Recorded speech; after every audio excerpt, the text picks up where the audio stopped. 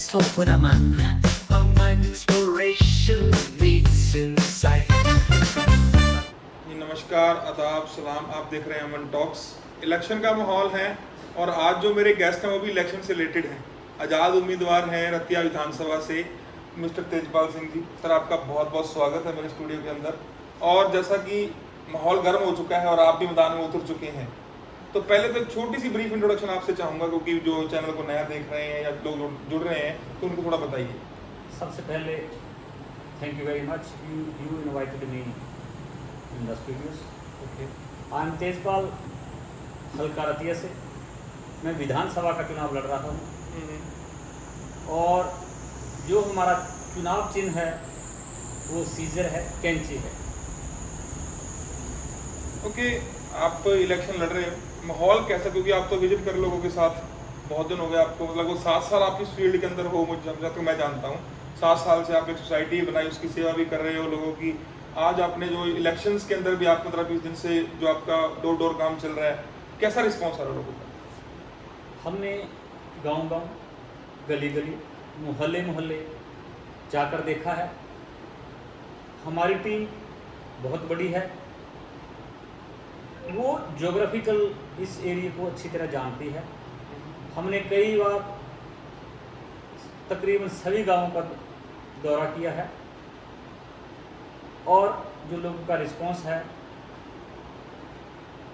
ये बहुत अच्छा है। लोग ये कहते हैं कि हमने कांग्रेस को भी देख लिया, बीजेपी को भी देख लिया, अब वो जो आज़ाद कैंडिडेट है सभी लोग उसका हाथ पकड़ रहे हैं और जहाँ भी हम जाते हैं वहाँ पर हमको बहुत मान और सम्मान मिलता है।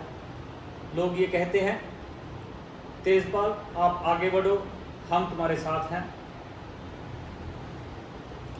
आप तो के साथ लोग हैं, ये तो सुनने में आ रहा है, पर ये इलेक्शन लड़ने का दिमाग में कैसे आया?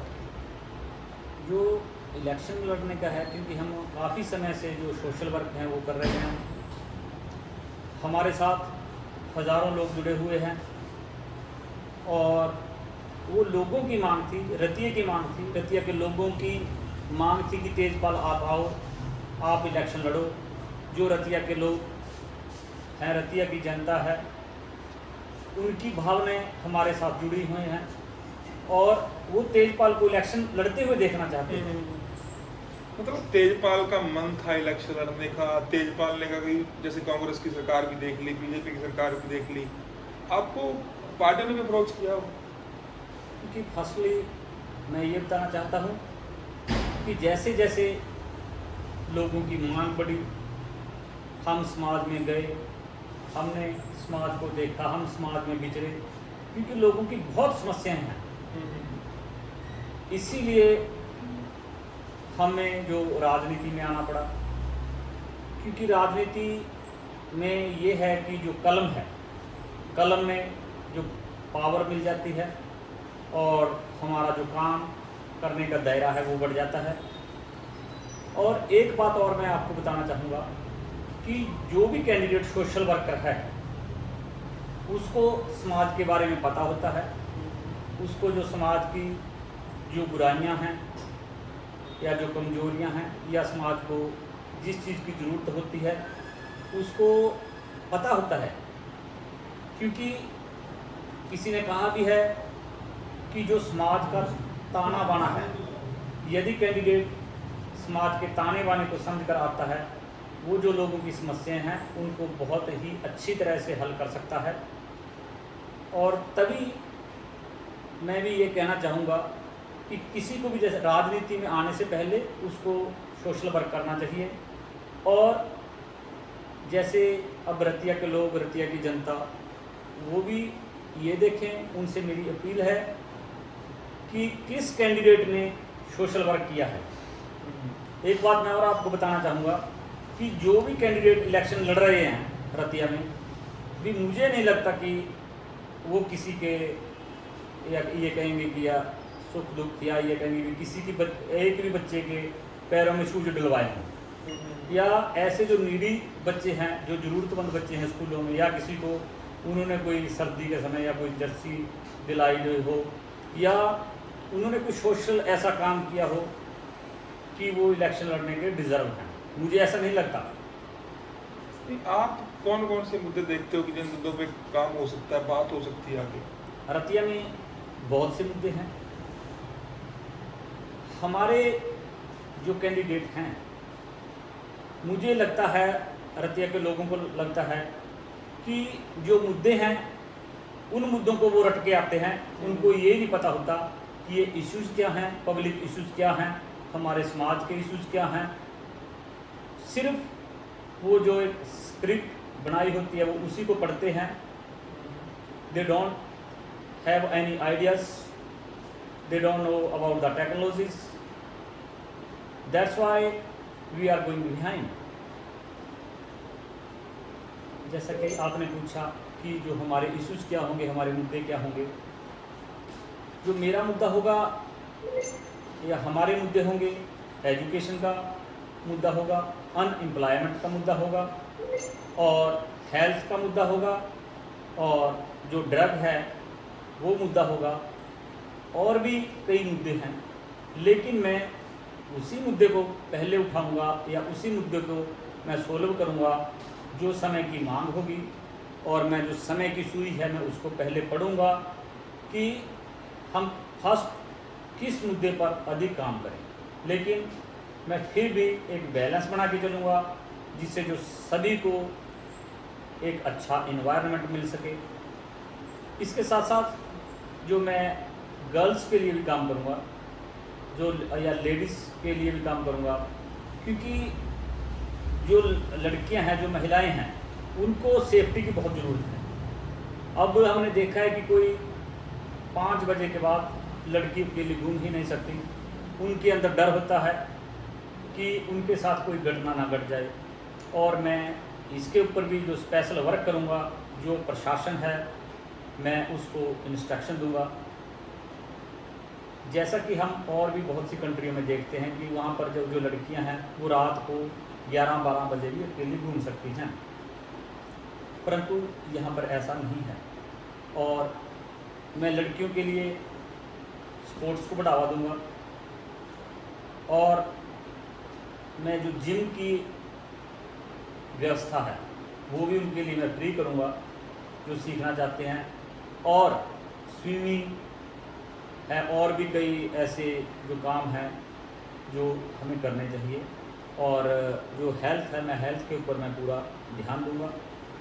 जो हेल्थ ही मेरा जो फर्स्ट इशू होगा, मुद्दा होगा, क्योंकि अगर हम मानसिक और शारीरिक रूप से स्वस्थ हैं तभी हम अपने एरिया के बारे में सोच सकते हैं। इसीलिए हमारे को जो स्वस्थ रहना चाहिए, इसके लिए मैं जो अवेयरनेस भी हमारे एरिया में लेकर आऊँगा, मैं कैंप लगाऊँगा कि हेल्थ इज़ फर्स्ट, कि जो स्वस्थ है वो ही हमारा फर्स्ट है। आपने कहा कि बहुत सी पार्टियां पहले आई, उन्होंने बहुत लूटा, बहुत ऐसा कुछ किया जिसके लोग चाहते हैं कि तेजपाल जी आगे आए, इलेक्शन लड़े, वो भी आपको देखना चाहते हैं। पर आप तो ऑलरेडी समाज सेवा कर रहे थे। ये तीखा सवाल लग रहा है। आप समाज सेवा कर रहे थे तो आप समाज सेवा उस सेक्टर में भी कर सकते थे, तो फिर आपको इस लाइन में आने की क्या जरूरत थी? क्योंकि जो सोशल वर्क है उसमें हम कुछ ही काम कर सकते हैं, क्योंकि कोई भी काम करने के लिए एक बजट की ज़रूरत होती है। यदि हम छोटा काम करते हैं उसमें कम बजट की, यदि हम बड़ा काम करते हैं तो उसमें एक बड़े बजट की ज़रूरत होती है।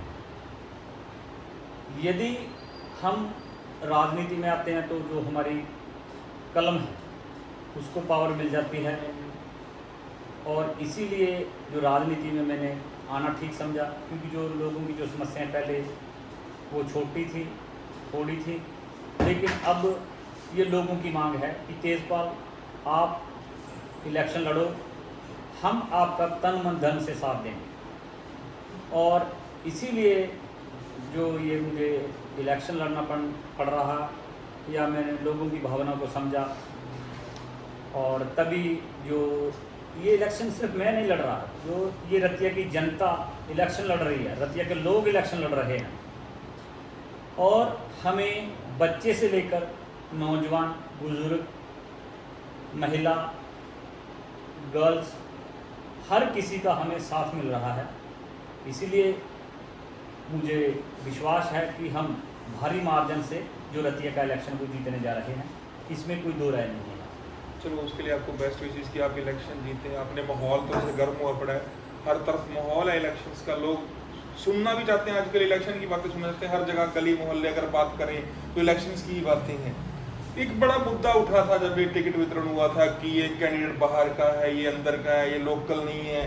तो आप इसमें आप कहाँ पैरामीटर अपने आप को कहाँ पाते हो कि आप लोकल मानते हो अपने आप को? डेफिनेटली, बिकॉज जो मेरी स्टडी है वो भी रतिया की है। मैंने जो ग्रेजुएशन है वो MM कॉलेज से की है, क्योंकि उस समय हमारे रतिया में कॉलेज नहीं होता था। और मैं पिछले कई सालों से रतिया में रह रहा हूँ।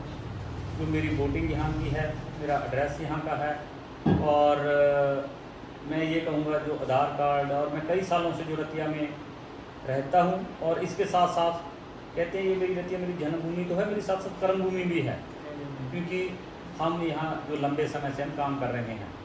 और मैंने ऐसे कभी सोचे नहीं कि मैं बाहर से हूँ, लेकिन बहुत से लोग यहाँ पर आए। वो मैं नहीं कहता, वो जो रतिया के लोग हैं या जो रतिया की जनता है, कि उनकी जो भावनाएं हैं वो रतिया से नहीं जुड़ी, वो सिर्फ प्रोपोगंडा ड्रामा रचते हैं।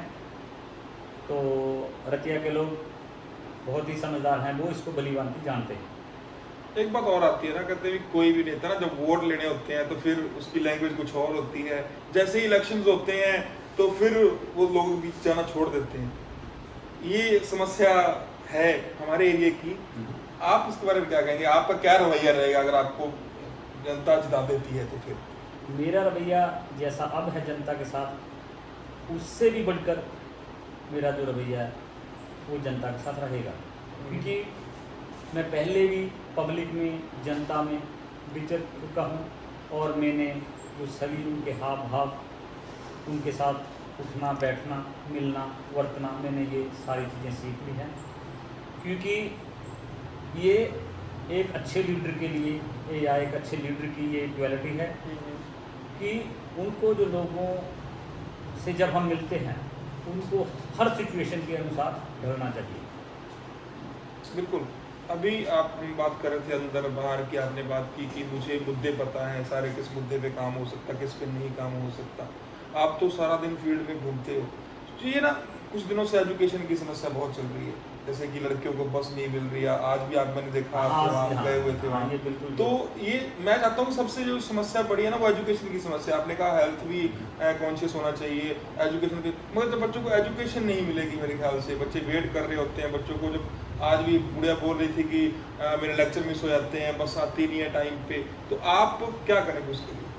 क्योंकि जो आप कह रहे हो, आज ही जो ट्रांसपोर्ट की समस्या थी, और मैं उसी समय जो नया बस स्टैंड है उस पर गया, बहुत सी लड़कियां नारे लगा रही थी और वो मांग कर रही थी, क्योंकि वो एक समस्या है। लड़कियां मैंने बहुत सी देखी, उनको आने जाने के लिए कोई भी बस जो उपलब्ध नहीं है,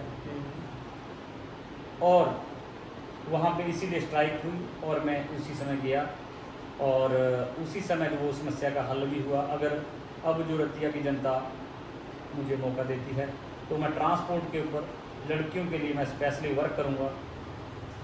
और अगर जैसे जो स्कूल का या कॉलेज का अगर 9 बजे का टाइम है तो मैं 9 और या 10 बजे के बीच में स्पेशल बसेज लगाऊंगा कि वो सिर्फ कॉलेज के लिए है, स्कूल के लिए है, जैसे कि मैंने और भी कंट्री में देखा है। जब स्कूल का टाइम होता है तो वो स्पेशल बसें स्कूल के लिए लगा दी जाती हैं। जब स्कूल की छुट्टी होती है, कॉलेज की छुट्टी होती है, या स्कूल की छुट्टी 3 बजे होती है, तो जो 3 से लेकर 4 वो स्पेशल स्कूल के लिए ही बस हो जाती है, और उसके ऊपर जो बोर्ड है वो भी लगा दिया जाता है कि जो बस और स्कूल। चिट्टे की समस्या बहुत है, जैसे आपने कहा नशे की बात की, बहुत से बच्चे नौजवान, बहुत से खासकर इस एरिया में जो बॉर्डर पे हम रहते हैं चपेट में आए रहते हैं लड़के। बहुत लड़कों ने मतलब जाने गई हैं, बहुत से घर उजड़ गए हैं। उसके लिए क्या प्राथमिकता रहेगी आपकी? जो नशे का मुद्दा है ये एक हॉट इशू है, एक हॉट मुद्दा है। मैं बहुत से गाँव में गया, वहाँ पर जो महिलाएं हैं जो बहनें हैं वो ये कहती हैं कि ये जो नशा है इसने हमारा जीवन, हमारे बच्चों का जीवन बिल्कुल नष्ट कर दिया है, ख़त्म कर दिया है। और जो नशा है इसको मैं रोकने के लिए मैं पूरी कोशिश करूँगा, एक प्लान के साथ, एक ब्लूप्रिंट के साथ।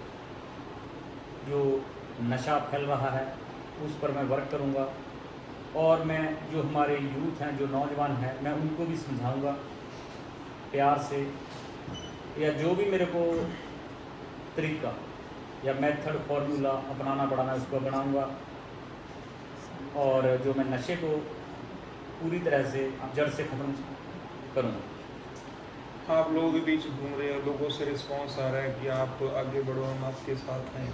तेजपाल बहुत तेज़ी से आगे बढ़ रहा है। इसमें कोई दो राय नहीं है, क्योंकि ये जो कल ही हमारे ऑफिस की ओपनिंग थी, वहाँ पर हज़ारों की तादाद में महिलाएं पहुँची, जेंट्स पहुँचे, उन्होंने मुझे आशीर्वाद दिया। और जो हमारे आसपास के लोग थे उनके जो कान हैं वो बिल्कुल खड़े हो गए थे अच्छा। कि तेजपाल अब हमारे से बहुत आगे निकल चुका है। इसके लिए जो मैं भगवान का, परमात्मा का, वाहेगुरु का, अल्लाह का शुक्रगुजार करता हूँ कि उन्होंने मुझे ये आगे बढ़ने की शक्ति दी। तो आप आगे बढ़ रहे हो, लोग आपके साथ हैं।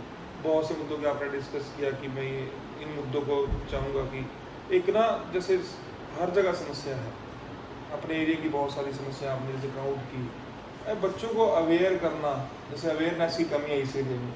जैसे नेता और एक आम लोगों के बीच ना बहुत ज़्यादा दूरी बनी हुई है कि यार उसके पास पहुंच नहीं सकते, बहुत मुश्किल है उस तक रीच करना। तो आप तक रीच करना कितना आसान हो जाएगा लोगों के लिए? मेरे तक पहुंचना बहुत ही आसान होगा। मैं रतिया में रहता हूं और मैं 24 घंटे रतिया के लोगों में रहता हूं।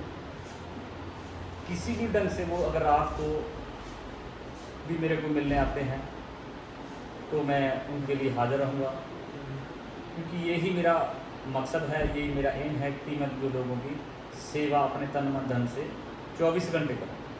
इलेक्शन का माहौल गर्म तो है, आपको पता। तेजपाल अपने आप को कहाँ पाते हैं, कहाँ स्टैंड करते हो आप? आपको लगता है कि मेरा मुकाबला किससे है? देखिए, जो हमारी जीत है वो बिल्कुल क्लियर है। रतिया के लोगों ने ये भी डिक्लेयर कर दिया है कि तेजपाल जो भारी मार्जिन से जीत रहा है।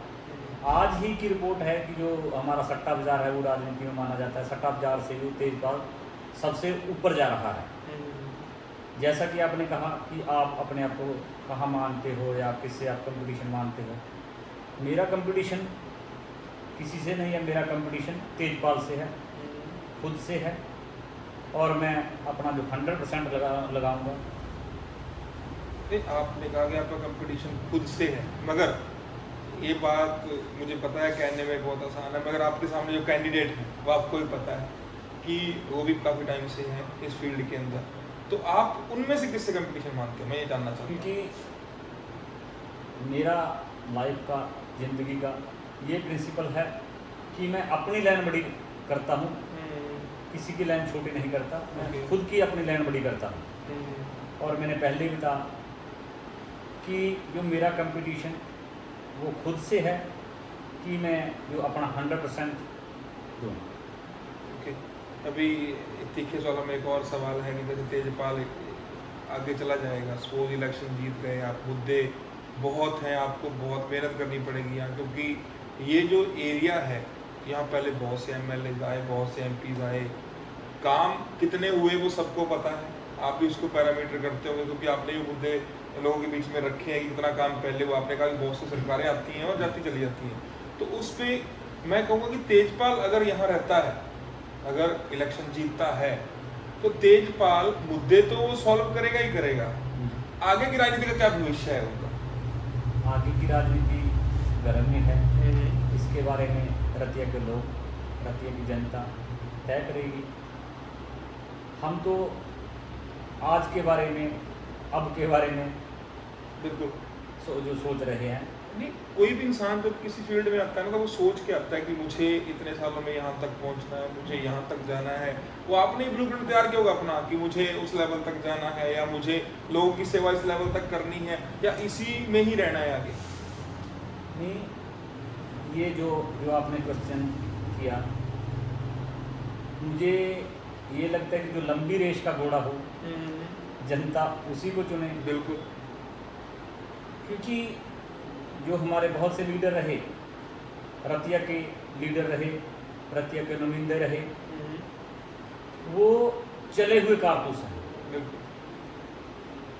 अब उनको चलाने का कोई फायदा नहीं है, रतिया के लोग भी जानते हैं। कई करप्ट लोग हैं, भ्रष्टाचार हैं, जो आज इलेक्शन लड़ रहे हैं, और कई तो ऐसे हैं जो रतिया से पूरा समय ही गायब रहे, और जब इलेक्शन का टाइम हुआ तभी उनको याद आया कि रतिया कहाँ पर है। और भी बहुत सी चीज़ें हैं। आज कैसा फील हुआ आपको यहाँ स्टूडियो में आके? इस स्टूडियो में आके मुझे बहुत ही अच्छा फील हुआ, बहुत अच्छा महसूस हुआ, और यहाँ पर आपसे जो बातचीत की इसका बहुत से लोगों को फ़ायदा होगा। और मैं जो आपका बहुत बहुत धन्यवाद करता हूँ कि आपने मुझे ये मौका दिया। मेरी कोशिश थी कि लोग तेजपाल जी को जान पाएँ। कुछ लोगों के दिमाग में भ्रांतियाँ थी, वो निकाल दी जाएँ। तेजपाल के बारे में वो पूरा जान पाएँ कि तेजपाल का क्या एक्सपेक्टर है, तेजपाल क्या करना चाहता है, किस सोच के साथ इलेक्शन में आया है।